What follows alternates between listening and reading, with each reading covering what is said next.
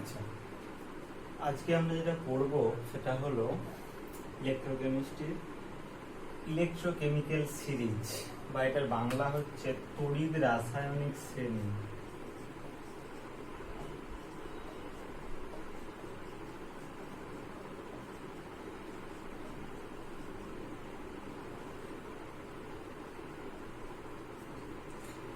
এইটা খুব একটা ইম্পর্টেন্ট জিনিস, সেটা হচ্ছে আমাদের এই চ্যাপ্টারের খুব একটা ইম্পর্টেন্ট জিনিস। যেটা দেখো, আমরা এখানে একটা সিরিজ লিখেছি কিভাবে আমরা বিভিন্ন তড়িৎদ্বারের E0 রিডাকশন অর্থাৎ স্ট্যান্ডার্ড রিডাকশন পোটেনশিয়াল বা প্রমাণ বিজারণ বিভবের ঊর্ধ্বক্রম অনুসারে আমরা তাদেরকে একটা সিরিজ আকারে সাজিয়েছি। অর্থাৎ দেখতে পাচ্ছ উপর থেকে নিচের দিকে গেলে দেখো ক্রমশ আমার E0 এর মানটা কিন্তু ক্রমশ বাড়ছে।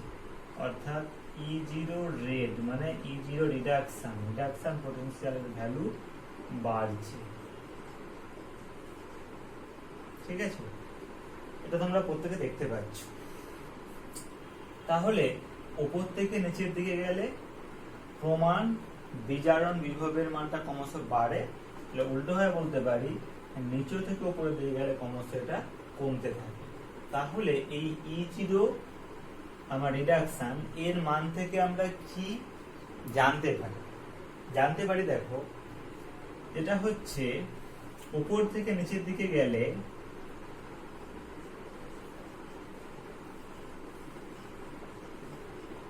জারণ ক্ষমতা বাড়ে, আর উল্টোটা কি হবে তাহলে, সরি আমি একটু হ্যাঁ, এবং বিজারণ ক্ষমতা কম। অর্থাৎ উপর থেকে নিচের দিকে গেলে জারণ ক্ষমতা ক্রমশ বাড়ে আর বিজারণ ক্ষমতা ক্রমশ কমে। তার মানে আমি যদি যে কোনো দুটো নিই, ধরো আমি এইটা নিলাম আর ধরো এইটা নিলাম, অর্থাৎ K প্লাস কে আর Na প্লাস এন। দেখো এদের মধ্যে K প্লাস কে তড়িৎদ্বারের E0 রিডাকশনের ভ্যালুটা -2.93 ভোল্ট, আর Na প্লাস এন এর ক্ষেত্রে E0 রিডাকশন ভ্যালুর মানটা হচ্ছে -2.72 ভোল্ট। তাহলে অবভিয়াসলি এটার থেকে এইটা বড়। তাহলে এটার থেকে এটা বড় মানে হচ্ছে K প্লাস কে এই ইলেকট্রোডের থেকে Na প্লাস এন এই ইলেকট্রোডটার জারণ ক্ষমতা না বেশি, যা বলা হয় অক্সিডাইজিং পাওয়ার। তার মানে জারণ ক্ষমতা বেশি মানে কি, তাহলে এবার এই দুটোর মধ্যে কে আমার জারিত হবে আর কে বিজারিত হবে। যে উপরে আছে সে জারিত হবে আর যে নিচে আছে সে বিজারিত হবে। জারণ ক্ষমতা মানে সে অপরকে জারিত করবে আর নিজে বিজারিত হবে। বোঝা গেল? এবার দেখো আমি এখানে একটা কালো রঙে লিখেছি H প্লাস হাফ H2।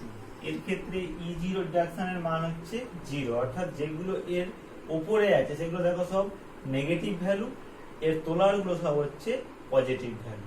ঠিক আছে, তাহলে এইটা আমাদেরকে একটুখানি মনে রাখতে হবে। এখানে আমাদের কয়েকটা ভ্যালু আমরা একটুখানি করবো, মনে রাখবো। যেমন একটা হচ্ছে এইটা কপার 2 প্লাস কপার সিস্টেমটা, একটা মনে রাখবো সিলভার প্লাস সিলভার সিস্টেমটা, Fe2 plus Fe, zinc 2 plus zinc. এইগুলো আমাদের খুব বেশি করে আমাদের এখানে পরীক্ষাতে আসে বা বিভিন্ন কোশ্চেনে আসে। ঠিক আছে, বাকিগুলো আমাদের কোনো এখানে ভ্যালু জানার দরকার নেই, আমাদেরকে পরীক্ষায় দিলে আমাদেরকে সেখানে ভ্যালু অলরেডি দিয়ে দেবে। এবার আমরা তাহলে এইখান থেকে খুব সহজেই বলে দিতে পারবো যে আমরা যদি দুটো আমরা এরকম ইলেকট্রন নিই, তাহলে সেখানে বলতে পারবো যে কোনটার ক্ষেত্রে জারণ হবে আর কোনটার ক্ষেত্রে বিজারণ হবে। কিরকম করে দেখো, তাহলে আমি এখানে একটুখানি এটা লিখে রাখছি যে উপর থেকে নিচের দিকে গেলে E0 রিডাকশন ক্রমশ বাড়বে। ঠিক আছে, এবার ধরো আমাকে এরকম আমাকে একটা ইলেকট্রোড দিল, ধরো Na প্লাস Na, আর একটা তার সঙ্গে দিল Pb2 প্লাস Pb। তাহলে বলো তো তোমরা এখান থেকে দেখে বলতে পারবে যে এই দুটো আমার ইলেকট্রোডের মধ্যে কোনটার জারণ হবে আর কোনটার বিজারণ হবে কিভাবে বলবো? দেখো খুব সহজ এগুলো। কি করব না, এই দুটোর আমরা E0 এর মানটা এগুলো তোমাদেরকে মনে রাখতে হবে, তোমাদের পরীক্ষায় দিয়ে দেব। এটার ক্ষেত্রে E0 রিডাকশন বা বলা হয় স্ট্যান্ডার্ড রিডাকশন পোটেনশিয়াল মানটা কত? -2.72 ভোল্ট। এটার ক্ষেত্রে কত E0 রিডাকশন পোটেনশিয়ালের মানটা? দেখো PB2 প্লাস PB -0.13 ভোল্ট। তাহলে দেখো এই দুটোর মধ্যে কোনটা বেশি? অবভিয়াসলি এইটা বেশি। তাহলে আমরা এখানে কি বলেছিলাম যে যার ক্ষেত্রে E0 রিডাকশনের মানটা বেশি সেটার হবে বিজারণ, যার কম সেটার হবে জারণ। তাহলে এখানে এইটার ক্ষেত্রে হবে বিজারণ বা রিডাকশন, আর এটার ক্ষেত্রে হবে জারণ, জারণ বা অক্সিডেশন। ঠিক আছে, অর্থাৎ এদের আমরা E0 রিডাকশনের মান থেকে খুব সহজে বলে দিতে পারবো কোনটার জারণ হবে আর কোনটার বিজারণ হবে। ওকে, এরপর আমি এর কিছু অ্যাপ্লিকেশন আসছি। বাস্তবে এর কি আমরা এখানে বাস্তবে অ্যাপ্লিকেশন কি রয়েছে দেখো। ফার্স্ট 1 নম্বরে আসছি। 1 নম্বর আছে replacement of hydrogen from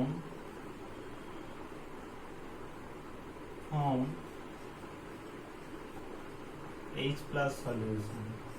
কি replacement of H2 from H plus solution মানে কোনো একটা H plus solution মানে কোনো একটা অ্যাসিডিক সলিউশন থেকে আমরা কিভাবে হাইড্রোজেনকে রিপ্লেস করব, মানে কি করে আমরা সোজা কথা হাইড্রোজেন উৎপন্ন করব। তাহলে আমাদের কি এখানে বিক্রিয়াটা করতে হবে? বিক্রিয়াটা করতে হবে দেখো হাইড্রোজেন প্লাস থেকে আমরা করব হাইড্রোজেন, মানে অ্যাকচুয়ালি আমি এখানে হাফ H2 বলছি। তাহলে এখানে কি হচ্ছে বলতো, H প্লাস থেকে H2 মানে এটা কি হচ্ছে, এখানে আমার বিজারণ হচ্ছে, মানে H প্লাস একটা ইলেকট্রন গ্রহণ করলে সেখান থেকে হবে হাফ H2। তাহলে এইখানে কি হচ্ছে, আমার বিজারণ হচ্ছে। একটুখানি এটা মাথায় রাখবে, এটা একটু ভালো করে বোঝো। এখানে তাহলে আমার কি হচ্ছে জিনিসটা বিজারণ। তাহলে আমার এখানে প্রশ্ন হচ্ছে আমাকে এইখান থেকে দেখে বলতে হবে যে কে কোনো একটা H প্লাস সলিউশন থেকে হাইড্রোজেন উৎপন্ন করতে পারবে, কারা করতে পারবে। তাহলে এখানে যেহেতু আমার একটা বিজারণ হচ্ছে, তার মানে কি আমাকে এমন একটা ইলেকট্রোড নিতে হবে যার কিনা জারণ হবে, তবেই আমার এটা হবে। তাহলে দেখো কার হবে জারণ? H প্লাস হাফ H2, তার কত? E0 এর মানটা 0 ভোল্ট। তাহলে জারণ কার হবে? যাদের ক্ষেত্রে E0 এর মানটা 0 ভোল্টের থেকে কম, তাদের ক্ষেত্রে কি হবে না, তাদেরকে যদি আমরা এর সঙ্গে নেই তাহলে সেগুলোর ক্ষেত্রে কি হবে না, জারণ হবে। তাহলে সেইগুলো কোনগুলো না, যেইগুলো এর উপরে আছে, মানে আমার এইগুলো Pb2 plus P, Fe2 plus Fe, Zn2 plus Zn, Na plus N, এই সমস্ত ইলেকট্রনগুলো যদি আমরা নেই তাহলে কি হবে, সেক্ষেত্রে আমার H প্লাস সলিউশন থেকে হাইড্রোজেন লিবারেট করবে। কিরকম? ধরো আমি যদি এরকম একটা সিস্টেম নেই যে H প্লাস হাফ H2 এবং তার সঙ্গে নিয়েছি Pb2 প্লাস Pb, তাহলে এর ক্ষেত্রে কত? 0.00 ভোল্ট। Pb2 প্লাস Pb এর ক্ষেত্রে কত? -0.13 ভোল্ট। তাহলে দেখো এই দুটোর মধ্যে যেহেতু এর রিডাকশন পোটেনশিয়ালের মানটা বেশি, মানে এটা এর হচ্ছে E0 ভ্যালু, হ্যাঁ, যেহেতু এই দুটো সিস্টেমের মধ্যে H plus half H2 E0 রিডাকশনের মানটা বেশি, তাহলে কি হবে, সেই জন্য এর ক্ষেত্রে হবে আমার বিজারণ, এর ক্ষেত্রে আমার হবে জারণ। তাহলে এইটা যদি হয় তখন আমার কি হবে না, H প্লাস এক ইলেকট্রন গ্রহণ করে হবে হাফ H2, আর এইখানে যদি আমার জারণ হলে কি হবে, Pb দুটো ইলেকট্রন ছেড়ে দিয়ে হবে Pb2 প্লাস। তাহলে দেখো যদি মানে আমার এই ইলেকট্রোকেমিক্যাল সিরিজে যেইগুলো মানে যে সমস্ত ইলেকট্রোড গুলো H প্লাস হাফ H2 উপরে আছে, বা বলতে পারো আমরা যাদের ক্ষেত্রে E0 এর মানটা নেগেটিভ ভ্যালু, তারাই কেবলমাত্র কোনো একটা H+ সলিউশন থেকে কিন্তু হাইড্রোজেন লিবারেট করতে পারবে। আমরা যদি এইরকম করতাম যে ধরো আমরা এই H+ হাফ H2 এর সঙ্গে ধরো আমি এইটা নিলাম যেটা ধরো নিচে আছে, ধরো কপার 2+ আর কপার নিলাম, এর ক্ষেত্রে E0 এর মানটা হচ্ছে +0.34 ভোল্ট, তাই তো? তাহলে দেখো এদের মধ্যে বেশি কোনটা? এইটা। তাহলে যেহেতু এদের মধ্যে এর ক্ষেত্রে E0 এর মানটা বেশি, তাহলে এখানে এর হবে রিডাকশন, এর হবে অক্সিডেশন। ব্যাস, তাহলে কি হবে? তখন কিন্তু আর এই বিক্রিয়াটা হবে না H+ থেকে হাফ H2, কারণ এটা তো আমার এখানে বিজারণ বিক্রিয়া, তখন আমার উল্টো বিক্রিয়া হয়, মানে তখন আমার হবে কি না H2টা ভেঙে গিয়ে সেখানে আমার H+ এ কনভার্ট করে দিবে। তখন কিন্তু আমরা এই কপার 2+ কপার বা Ag+Ag এদের সাহায্যে কিন্তু আমরা H+ সলিউশন থেকে কিন্তু হাইড্রোজেন তৈরি করতে পারবো না। বুঝা গেল? তাহলে এখান থেকে প্রশ্ন কেমন আসে? প্রশ্ন এরকম আসতে পারে যে কোনো একটি ডাইলুট H+ সলিউশন থেকে Fe2+Fe খুব সহজেই হাইড্রোজেন লিবারেট করতে পারে, কিন্তু কপার 2+ কপার পারে না কেন? আমি যে কোশ্চেনটা লিখে দিচ্ছি।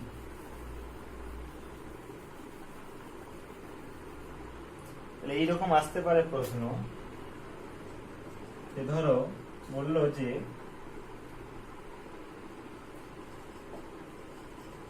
একটি লঘু H+ দ্রবণ থেকে Fe2+Fe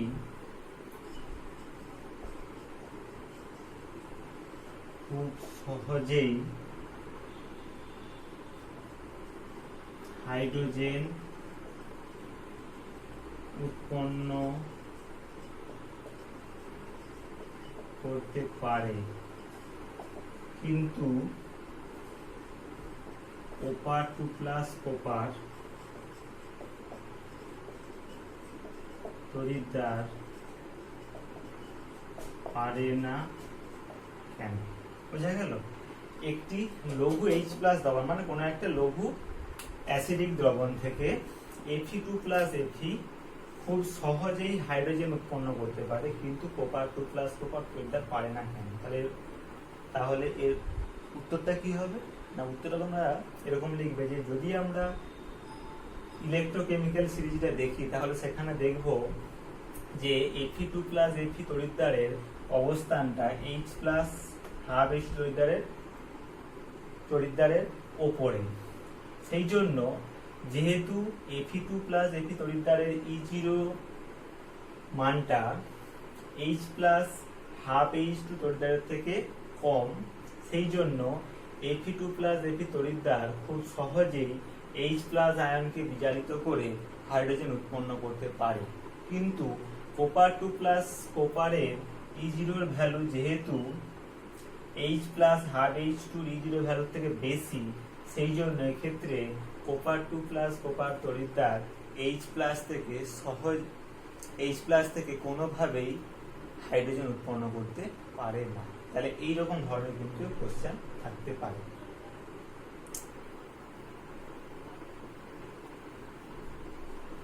তাহলে এইটা গেল আমার একটা অ্যাপ্লিকেশন।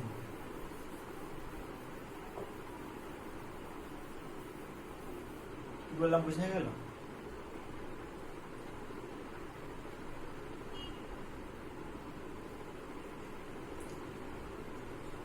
দু নম্বর application, production of hydrogen from water মানে H2। অর্থাৎ আমরা কিভাবে আমরা জল থেকে হাইড্রোজেন তৈরি করতে পারবো। তাহলে দেখো, জল থেকে করব আমরা হাইড্রোজেন, এইটা, তাই তো? তাহলে এইখানে কত ছিল হাইড্রোজেন অক্সিডেশন নাম্বার? +1। এখানে কত 0, তাহলে কি হচ্ছে +1 থেকে 0 মানে এখানে বিজারণ হচ্ছে, তার মানে অ্যাকচুয়ালি এখানে হচ্ছে H2 থেকে প্লাস E, সেখান থেকে হচ্ছে এইটা, কি বললাম বোঝা গেল? তাহলে এইখানে এটা বিজারণ বিক্রিয়া, রিডাকশন। ওকে, তাহলে দেখো জল থেকে যদি আমার হাইড্রোজেন তৈরি করতে হয় তাহলে সেখানে একটা কি করতে হবে না, আমার বিজারণ বিক্রিয়া করতে হবে। তার মানে বিজারণ এখানে কখন হবে, এর সঙ্গে যদি আমি এমন কোনো একটা তড়িৎদ্বার যোগ করি যে কিনা জারিত হবে নিজে, তবেই তো সে একে বিজারিত করবে। তাহলে কে নিজে জারিত হবে আর একে করবে, বিজারিত করবে? যেইগুলো এই H+ হাফ H2 ওপরে আছে, মানে আমরা বলতে পারি সোডিয়াম বা জিঙ্ক বা পটাশিয়াম, এইগুলো কিন্তু খুব সহজেই জল থেকে হাইড্রোজেন লিবারেট করতে পারবে। সেই জন্য তোমরা এরকম ধরনের বেশ কিছু বিক্রিয়া পড়েছো। দেখো যদি আমরা সোডিয়ামের মধ্যে যদি আমরা জল যোগ করি, এখানে খুব মানে সঙ্গে সঙ্গে একটা আগুন উৎপন্ন, মানে এখানে একটা সঙ্গে সঙ্গে একটা আগুনের একটা স্ফুলিঙ্গ তৈরি হবে এবং সেখান থেকে তৈরি হবে এটা সোডিয়াম হাইড্রোক্সাইড এবং তার সঙ্গে সে হাইড্রোজেন গ্যাস লিবারেট করবে এবং এইটা কিন্তু হয় আমার রুম টেম্পারেচার। এই জন্য কিন্তু কোনো টেম্পারেচার অ্যাপ্লাই করতে হয় না, শুধু জাস্ট সোডিয়ামের মধ্যে একটুখানি জল দিয়ে দিলেই সঙ্গে সঙ্গে সেখানে আগুন জ্বলে যাবে এবং সেখান থেকে আমার হাইড্রোজেন গ্যাস লিবারেট করবে। এবার ধরো আমি যদি ম্যাগনেসিয়াম দিতাম, অর্থাৎ যদি ম্যাগনেসিয়ামের মধ্যে যদি আমরা জল দিতাম তাহলে কি হতো, সেখান থেকে হতো ম্যাগনেসিয়াম হাইড্রোক্সাইড প্লাস তার সঙ্গে আমার H2 গ্যাস তৈরি হতো। কিন্তু এইখানে কিন্তু আমাদের এই বিক্রিয়াটা আমার কিন্তু রুম টেম্পারেচারে হবে না, এটার জন্য কিন্তু আমাদের টেম্পারেচার দিতে হবে প্রায় 100 ডিগ্রি সেন্টিগ্রেড। তার কারণটা কি? কারণটা হচ্ছে যদি আমি এখানে আমার এখানে এটা জিনিসটাই করা নেই যে ম্যাগনেসিয়াম 2+ আর ম্যাগনেসিয়াম, এই যে আমার তড়িৎদ্বারটা আছে, এই তড়িৎদ্বারের E0 এর মানটা Na+ N এর থেকে বেশি, মানে এ হচ্ছে এদের নিচে আছে। সেই জন্য হচ্ছে সোডিয়ামের সঙ্গে জলের বিক্রিয়াটা যতটা দ্রুততার সঙ্গে হচ্ছে, ম্যাগনেসিয়ামের সঙ্গে জলের বিক্রিয়াটা হচ্ছে, কিন্তু সেক্ষেত্রে আমাদেরকে কিন্তু বাইরে থেকে তাপ প্রয়োগ করতে হচ্ছে।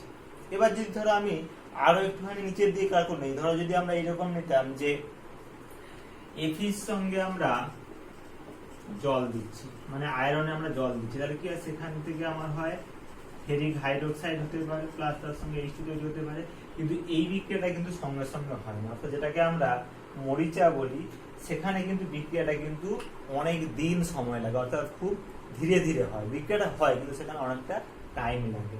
তাহলে সেই জন্য তুমি দেখতে পাচ্ছ যে যত আমরা উপর থেকে নিচের দিকে যাব তত কি হবে, সক্রিয়তাটা ক্রমশ কমতে থাকবে। কি বললাম বোঝা গেল?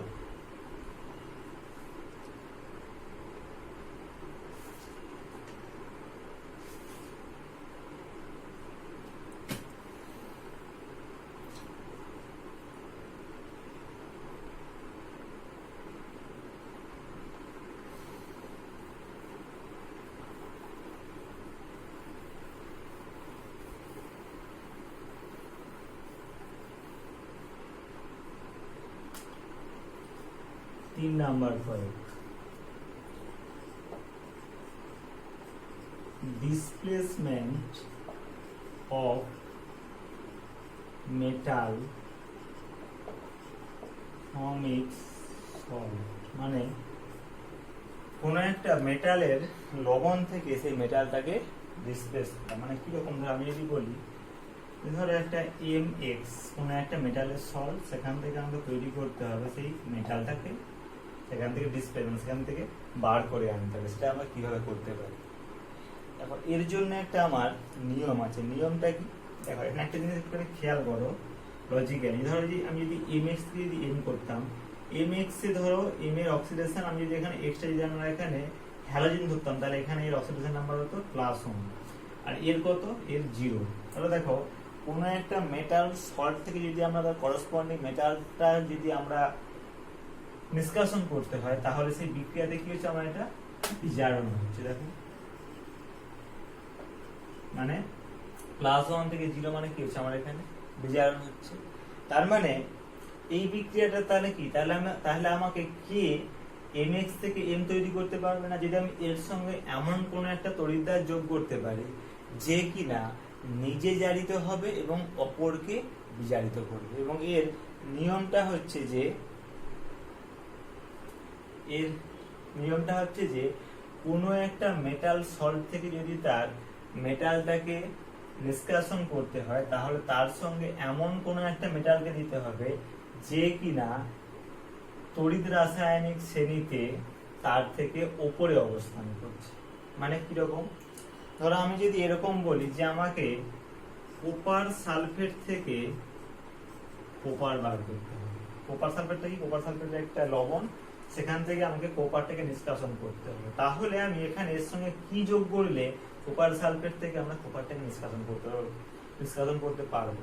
তাহলে দেখো কোপার মানে অ্যাকচুয়ালি এখানে কোপার সালফেট মানে কি, এখানে আমার কোপার 2 প্লাস আছে, আর এই কোপার 2 প্লাস কোপারের কত আছে E0 ভ্যালু প্লাস 0.34। তার মানে এর সঙ্গে যদি আমরা এমন কিছু যোগ করি যে কিনা এই ইলেকট্রোকেমিক্যাল সিরিজে কোপার 2 প্লাস কোপারের উপরে আছে, মানে কারা আছে যে লেড, আয়রন, জিঙ্ক, সোডিয়াম, এদেরকে যদি আমি এর সঙ্গে যোগ করি তবেই কিন্তু সে কোপার সালফেট থেকে কোপারে পরিণত করতে পারবে। অর্থাৎ আমি যদি এর সঙ্গে আয়রন যোগ করে দিই তাহলে খুব সহজেই আয়রনটা কি হবে, এখান থেকে হয়ে যাবে ফেরাস সালফেটে পরিণত হয়ে যাবে, মানে এটা নিজে জারিত হয়ে যাবে, এখান থেকে এটা নিজে জারিত হয়ে যাবে, অক্সিডেশন হবে, আর কোপার সালফেটটা কোপারে বিজারিত হয়ে যাবে। মানে আমার এটা আছে।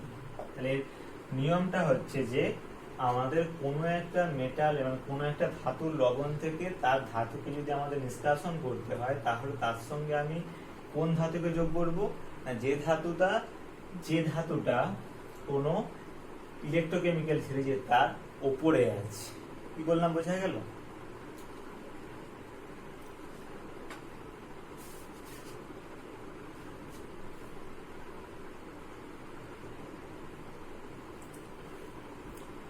আচ্ছা, আরো কিছু এখানে আছে, সেটা আমরা এখন আর আসছি না। মেনলি আমাদের এই সমস্ত জায়গাগুলো থেকে কোশ্চেন গুলো আসে বলে আমি এগুলো একটুখানি ডিসকাস করলাম।